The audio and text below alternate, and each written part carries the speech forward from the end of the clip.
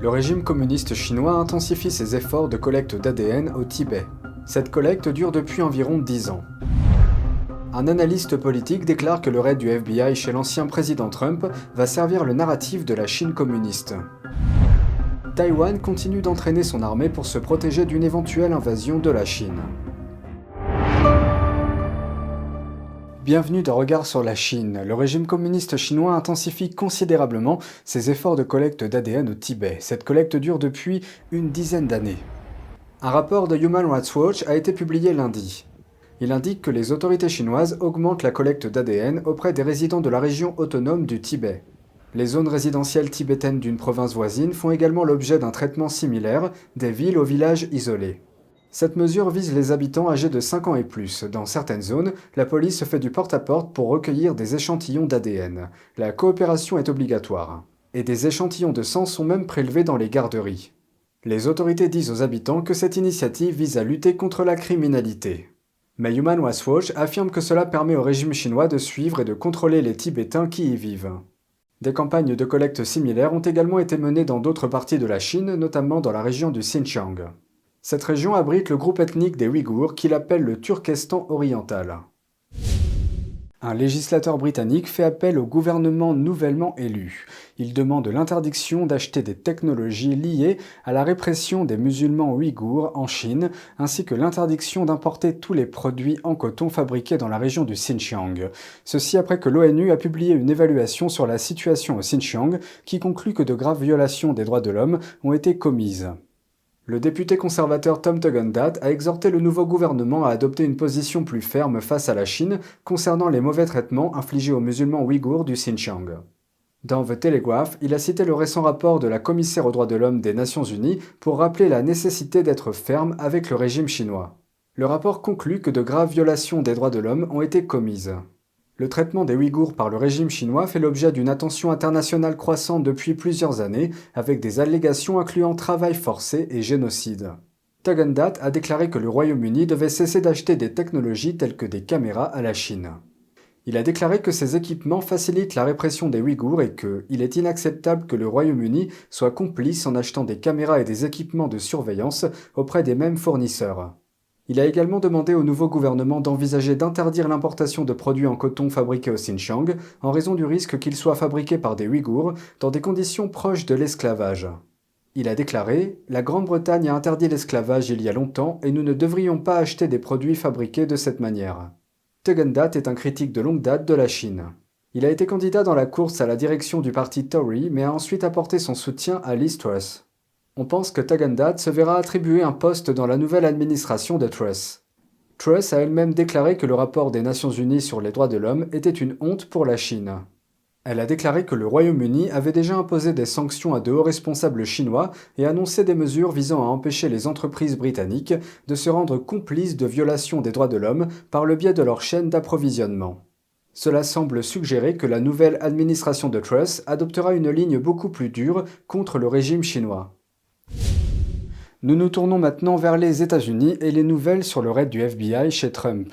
Un analyste politique affirme que cette intervention dans le domicile de l'ancien président a contribué à stimuler l'agenda politique de la Chine. La juge Aileen Cannon a récemment accédé à la demande de l'ancien président Trump de nommer un expert. Elle a demandé aux avocats des deux parties de soumettre un dossier commun comprenant une liste de candidats pour cette expertise.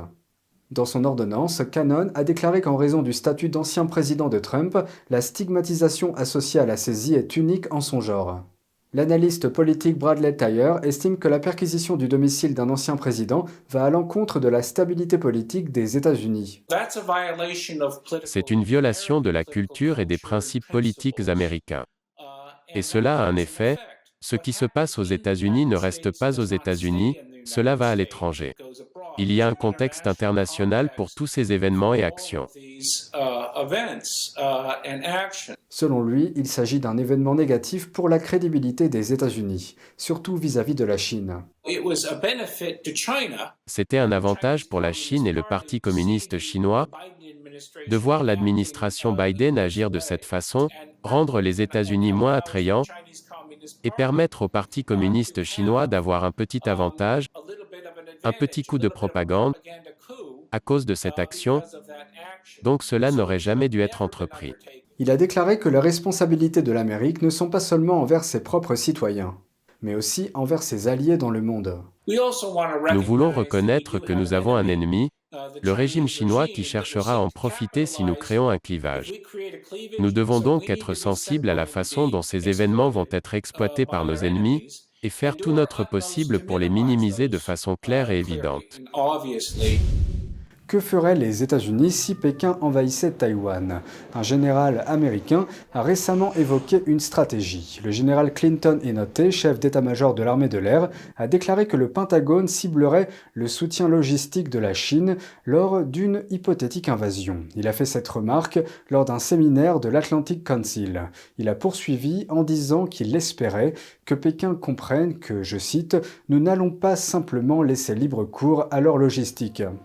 Il a également ajouté que les États-Unis rendraient une attaque sur Taïwan très difficile pour la Chine.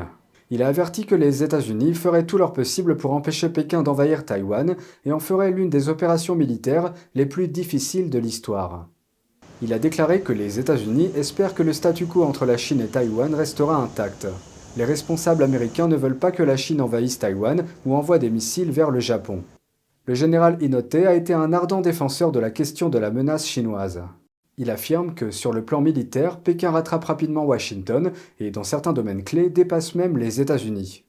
Lors d'une audition au Congrès l'année dernière, il a prévenu que la menace militaire de Pékin était auparavant un problème situé dans 10 ou 15 ans, mais qu'il s'agissait désormais d'un problème actuel. Taïwan entraîne ses forces pour se préparer à une éventuelle invasion chinoise, ceci pendant que Pékin ne cesse d'accroître ses activités militaires. Taïwan organise des exercices militaires parallèlement à la montée des tensions avec Pékin. Quelles que soient les actions de l'ennemi, nous serons prêts à l'affronter avec la volonté la plus déterminée.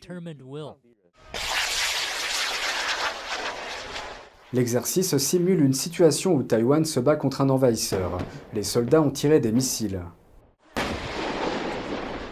Des chars ont tiré sur des cibles. L'intensification des entraînements intervient dans un contexte de tension croissante avec Pékin.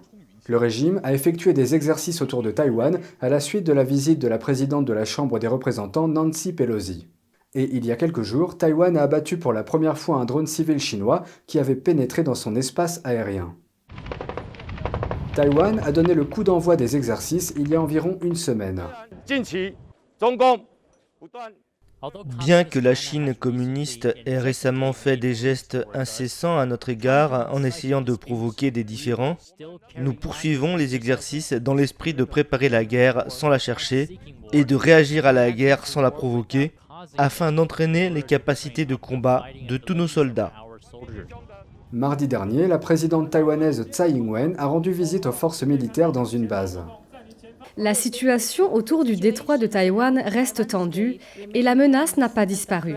En plus d'envoyer des navires de guerre et des avions de chasse pour harceler Taïwan, le Parti communiste chinois utilise également la désinformation pour affecter le moral du pays. Elle a fait l'éloge de l'armée taïwanaise. Face aux défis, notre armée nationale a répondu calmement aux tentatives d'intrusion de l'ennemi et elle a défendu avec ténacité la sécurité du pays. Tsai dit qu'elle pense que l'armée est plus mature en termes de compétences de combat et que sa puissance de combat est également plus forte. Et c'est tout pour aujourd'hui, merci d'avoir suivi Regard sur la Chine. On se retrouve demain pour une nouvelle émission, prenez soin de vous et à bientôt.